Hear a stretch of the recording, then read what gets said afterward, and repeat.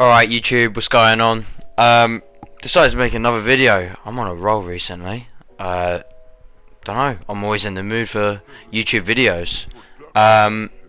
As you can tell, I've got different music for the background. I've upped the music a little bit, so it might be a bit louder. Hopefully that isn't too loud. But yeah, today I'm going to talk about fantasy. A lot of people sort of struggle with it. It is a little bit complicated, especially if you're first going into it. So I've decided to pile a list of just players that I think will be really good this year to have, and are just consistently good points wise. And I used quite a few of these players last year, and I won my fantasy league last year. I mean, I don't know if that's impressive to you or not. You probably don't give a fuck, but you know, I had to slide that in there. Yeah, let's get on with the players.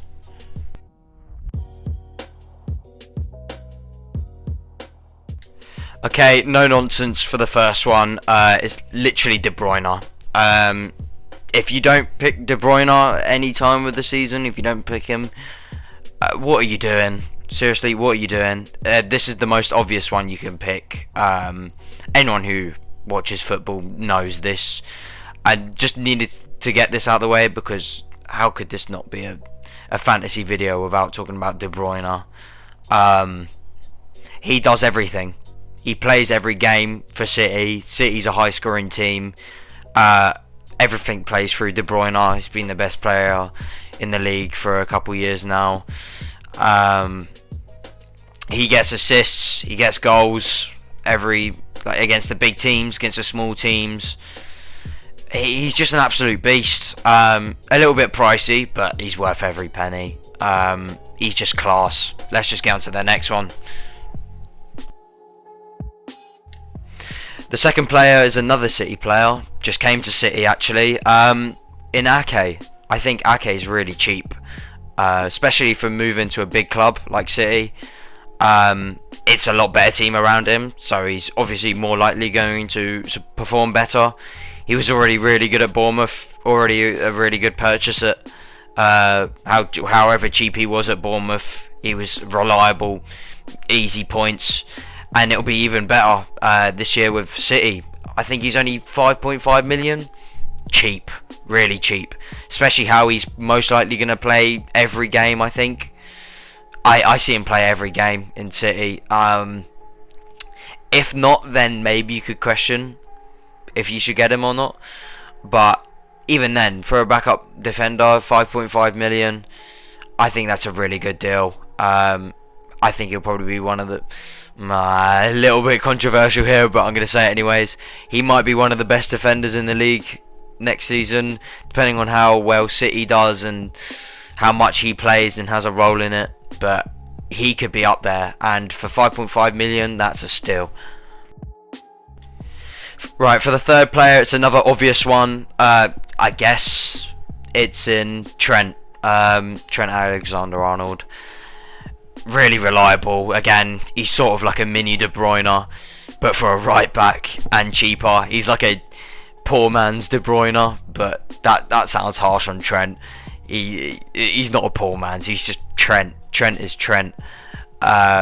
He's really good for points. An attacking fullback, you know he's going to be good for fantasy, because goals just get you so many points, especially when you're a defender or a midfielder, as you get bonus points when they score goals. Trent, and he's in a really good team that gets a lot of clean sheets in because of Van Dijk, so he benefits off that too. So yeah, I don't know how much he is. Pricey for a fullback, for a defender, but to be honest, De Bruyne and Trent should be in near enough every team. They're so reliable every week in, week out. Yeah, Trent's just a no-brainer. Keeping the trend with two City players and now two Liverpool players. Well, three, I guess. Because I'm going to put these two together. I'm going to do Salah and Mane. I'm going to put these two together because, in my opinion, I don't think you should have both of them. For me, I hate having players around in the same positions in the same clubs, because That's not very good, especially when they're competing for each other. I mean, they both score consistently good goals, but they're both expensive. If you get Trent, Mane, Salah, and De Bruyne, you will suffer a lot with your budget. You'll have not a lot of budget to spend anywhere else, so be careful. That's why I say only put in one of these.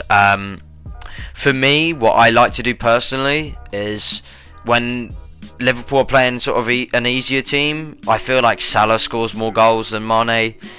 But when they have a hard run of games, I'd have Mane, and Mane scores in bigger games. But that's how I see it.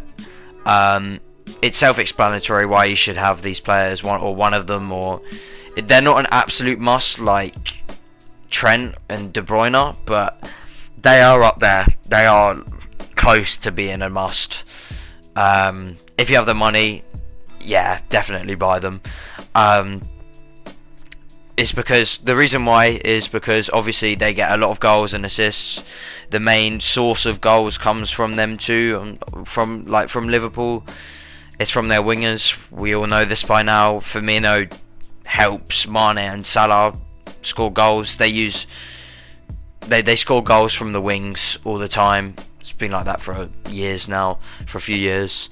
And yeah, it's not really that hard to explain, but these are the obvious ones I have to go through when I'm making this video. Otherwise, people will be putting them out left, right, and centre. But for the people that aren't too much into football and have fantasy, well, these are the types of players that are just quality every year, consistent, and yeah.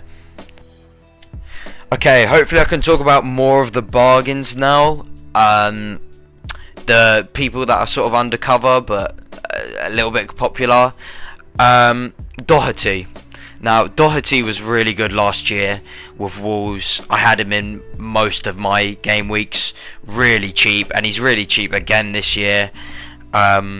He played pretty much every game for Wolves. I think every single game, if I'm mistaken. And Wolves was a really good defensive team, but I shouldn't really talk about him with Wolves anymore because obviously he's with Tottenham. I wish he stayed at Wolves because I feel like he'd just be a lot better. I think he might drop a little bit because he's with Tottenham now.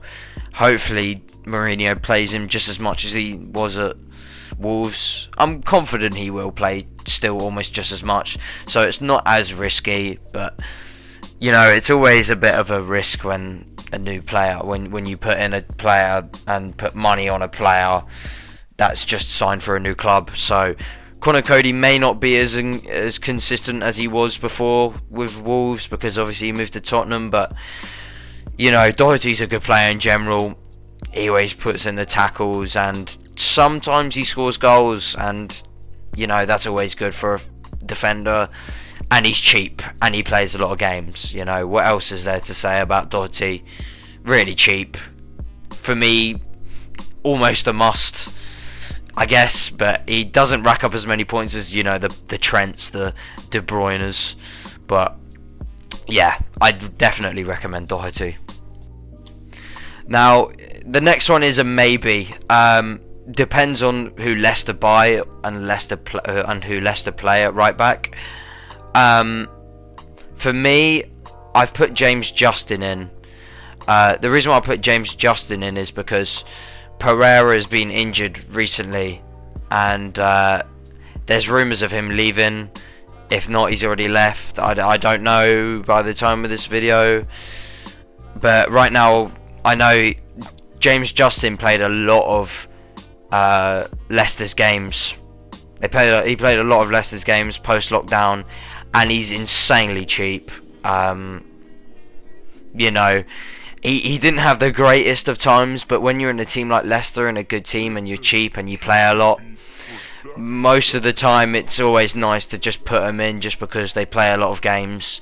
And James Justin's sort of that one. Don't fully bank on it, but if you can't think of a right back and you haven't got a lot of money, I'd say give James Justin a go. Next up is Mitrovic for Fulham. Last time when he was in the league, he was good, especially for a struggling team. Like, Fulham really banked on Mitrovic's goals, and for him being pretty cheap, you know, scores a lot of goals in a crap team. He's just there just to grind you a few extra points. Another low budget one. He's pretty popular, to be fair. I think he has a high pick rate, but you know, it's just another one of those it's another Doherty but for a striker. Scores a lot of goals for you. I'm repeating what I say, but you know, with these types of players, there's not really much I have to explain. But apart from the fact that just get Mitrovic, yeah, that's all I've got to say. Next up is a sort of maybe again. It's Martinez, the goalkeeper for Arsenal. Now, this one is 50-50. For now, I've got him in my team. It really depends on who Arsenal play. This is up to Arsenal. Martinez was really good near the end, post lockdown. Pretty much everyone was using him because of how cheap he was and just how many saves he pulls off and the points racked up. Especially how Arsenal had pretty easy fixtures near the end of the season, and they were performing pretty decent. The reason why it's a 50-50 is because Leno's came back from injury and he may not get that much game time, and what's the point of spending more than 4 million on a goalkeeper if he's just not going to play? You might as well just spend it elsewhere. It's completely useless. But for the chance he might play, I think it's worth it. 4.5 million for the start. But if it depends. Let's see what Arsenal do. If they start Leno for the first couple of games, sell him straight away and put in a different goalie. I'll come on to a different goalie next up after this about who you could buy instead of Martinez if he doesn't play.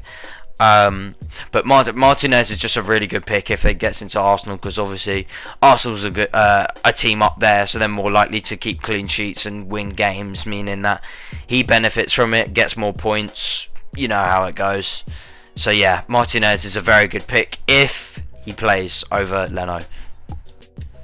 The alternatives to Martinez if he doesn't play is either Ryan from Brighton or Nyland from Aston Villa. Ryan preferably, because Brighton are just so much better defensively, and you know, meaning that he's going to get more points for it. But if you're really that low on money, Nyland's going to be a good shout, because I'm pretty sure he's 4 million if you're absolutely scraping the barrel that low. But try and get the 0.5 million for Ryan or Martinez. You know, depending on, you know, if Martinez plays or not. But yeah, those are the alternatives to Martinez.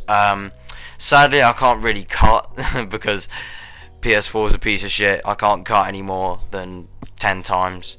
So I'm just gonna go on with the last two of the list. The last two I have on the list are both Arsenal players. I've got Bukayo Saka as my second to last. Now, he's still really cheap. I don't know why they haven't upped the price of Saka.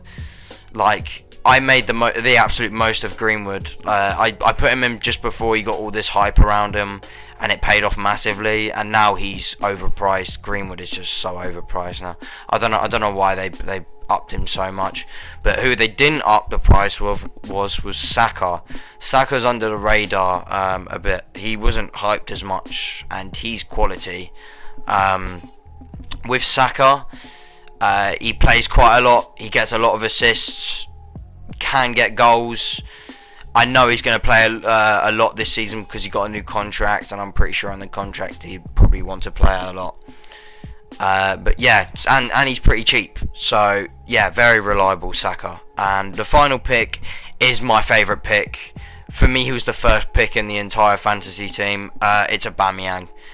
Aubameyang is really, really good pick this season, because for some reason Fantasy have decided that he now counts as a midfielder because he played winger a lot this season, and the fact that he's now a midfielder is now amazing, because he will now get more points when he scores goals, and he scores a lot of goals. I've chipped him, put money on for him. You know what I'm saying. I think Aubameyang will get a golden boot. I'm going to keep saying it every year until he gets it. I'm going to put that faith in him because he's just unreal, and he's 12 million. I can't believe he's not the same price as near enough De Bruyne. He should be up there, and they've put him as a midfielder now. I just think that's insane. Ridiculous. Yeah, Aubameyang's an absolute must. Same up there with Trent and De Bruyne for me. But yeah, that's it for the video. Thanks for watching, guys. Appreciate it. Hopefully my friends don't steal every single one of these. I have put myself at a disadvantage because I've now just basically leaked everyone who I think is good.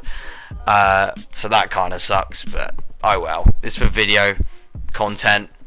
Yeah, thanks for watching. Let me know.